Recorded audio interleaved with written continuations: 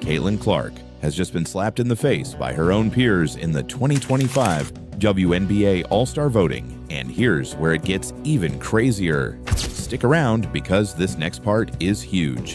The 2025 WNBA All-Star voting results, announced on June 30th, 2025, are a masterclass in contradiction, and this is where things go completely off the rails. Clark dominated the fan vote with 1,293,526 votes, the most in a single season in WNBA history, outpacing Minnesota Lynx star Napheesa Collier's 1,176,020. This wasn't just a win. It was a landslide that made Clark one of two team captains for the July 19th game at Gainbridge Fieldhouse. The media, often accused of bias, ranked her fourth among guards. But the players? They voted Clark ninth among guards, behind names like Alicia Gray, Natasha Cloud, and even her own teammate, Kelsey Mitchell. But here's what they're not telling you. This snub means many players left Clark off their ballots entirely, as each could vote for only 4 guards. And the reason why will shock you. The player vote, weighted at 25% alongside media and fans 50%, reveals a stark divide. Fans see Clark as the WNBA's savior. The media acknowledges her impact, but her peers, they're seemingly blinded by envy. The numbers don't lie. Clark's 17% share of all flagrant fouls in 2024, 12 of 70 league-wide, and continued targeting in 2025 suggest a pattern of resentment that's now spilled into the All-Star vote. This is where things start getting dangerous. Clark's meteoric rise has cast a long shadow over the WNBA, past and present. Her race, white, heterosexuality, and technical brilliance, long-range shooting, pinpoint passing, and a basketball IQ that's off the charts set her apart in a league where diversity and physicality have long defined the culture. And here's where everything changes. Some argue Clark's identity fuels resentment. ESPN's Stephen A. Smith claimed in June 2024 that there's resentment towards her because she's the golden goose, suggesting her whiteness and marketability amplify jealousy. We know what she brings to the table, but people wanted to hate because why? You had a bunch of players in this league that watched this young white girl come along and take the league by storm, and they resented it because they saw the marketing prowess that she had. They ignored the fact that you got chartered flights because of this girl. They ignored the fact that ratings were going through the roof because of this girl. But what if I told you?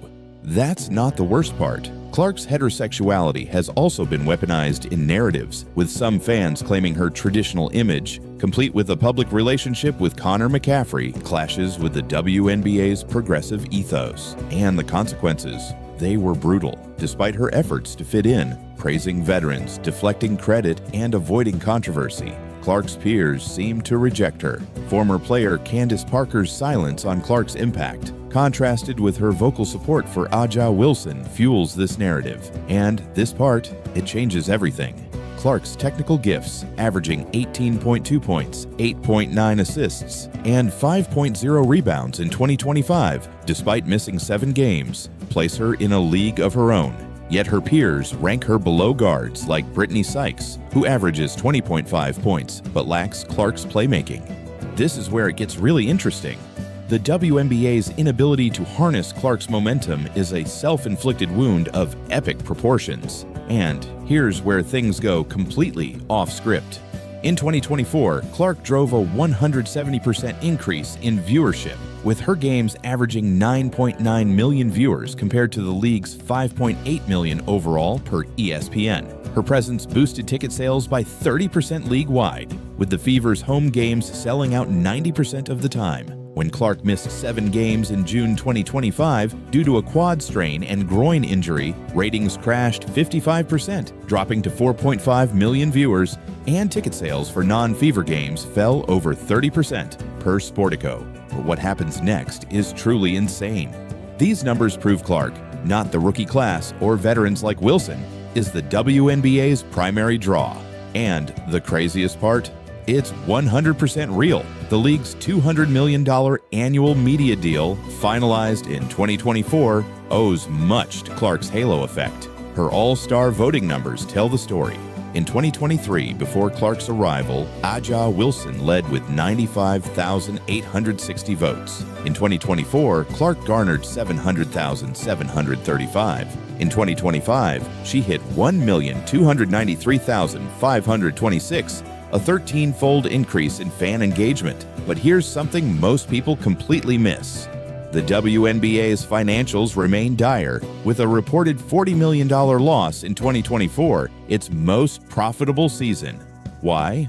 The league's refusal to protect Clark from excessive physicality, 17% of flagrant fouls in 2024, uncalled contact in 2025, and its tepid marketing of her stardom have alienated fans. Commissioner Kathy Engelbert's claim that players can earn $700,000 annually was debunked by Gabby Williams, who noted such figures rely on endorsements, not salaries. Clark's 2025 salary, a measly $78,066, despite her $28 million Nike deal and $11 million in endorsements. And if you think that's bad, just wait. The WNBA's officiating failures, like ignoring hard fouls on Clark by Chennedy Carter and Dejounte Carrington in 2024, have fueled perceptions of bias. The all-star vote snub is the latest insult, with players prioritizing personal grudges over the league's growth. And you'll want to pay close attention to this part. Clark's contribution to the WNBA is worth billions, yet her compensation is a rounding error. And by the end of this, you'll understand why this is so important. Let's break it down.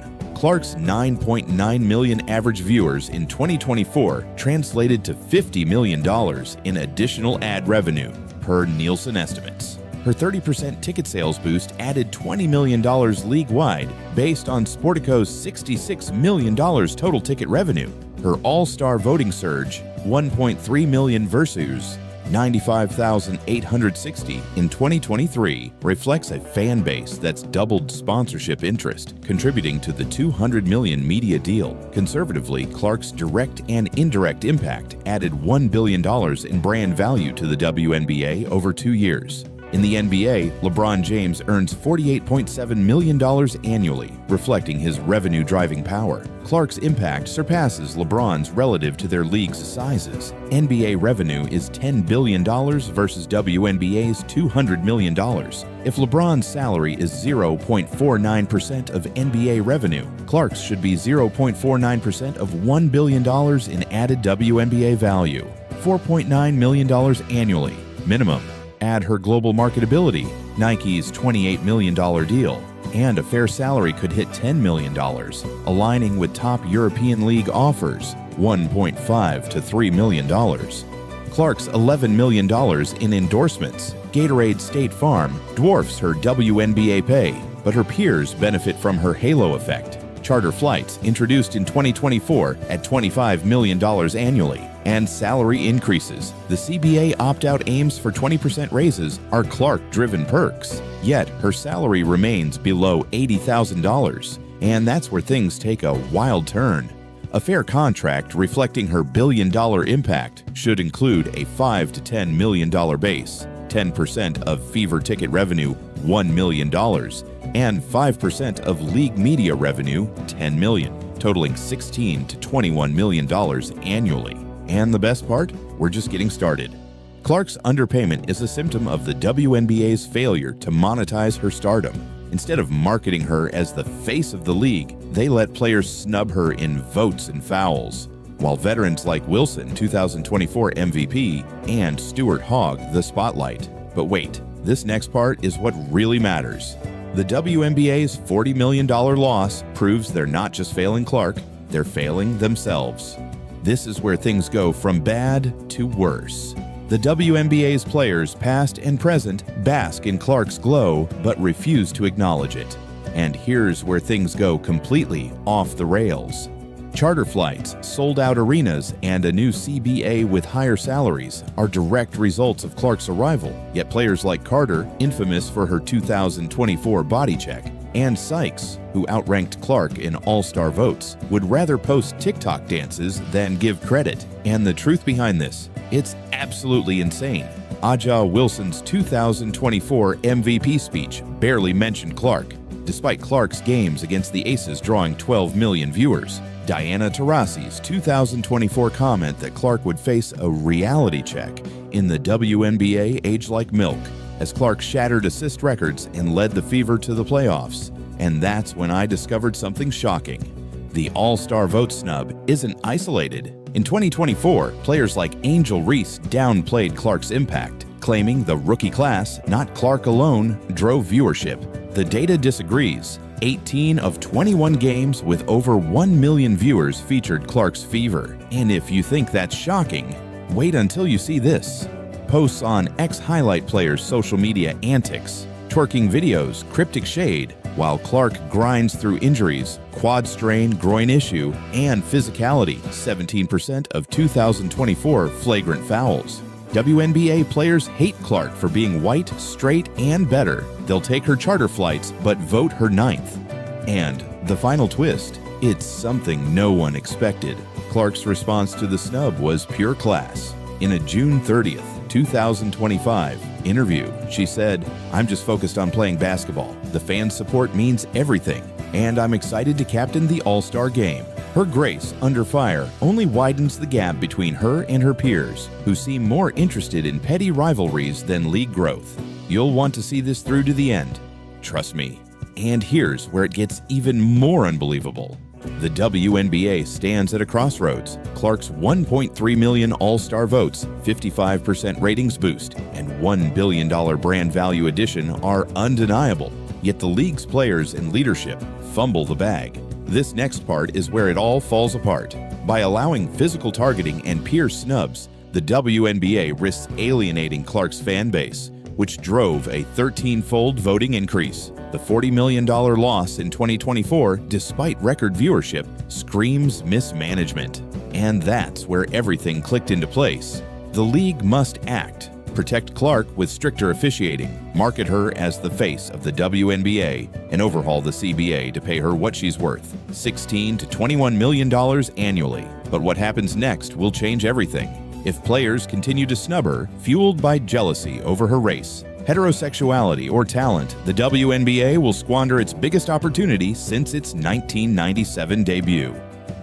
Clark's race, heterosexuality, and technical brilliance make her an outsider in a league that's reaped her rewards. Charter flights, sold-out arenas, a $200 million media deal while refusing to say thanks. Her $78,066 salary is a joke compared to her $1 billion impact. And just when you thought it couldn't get worse, the WNBA's $40 million loss and players' TikTok twerking proved they'd rather hate than hustle. Without Clark, ratings crash, tickets go unsold, and the WNBA fades into obscurity. The players who voted her ninth may never admit it, but they're riding her coattails. And the best part, we're just getting started. The WNBA must wake up, protect its star, and pay her what she's worth, or watch Clark take her talents elsewhere, maybe to Europe, where $3 million contracts await. You'll want to see this through to the end. Trust me, Caitlin Clark is the WNBA's past, present, and future, and no amount of jealousy can dim her shine.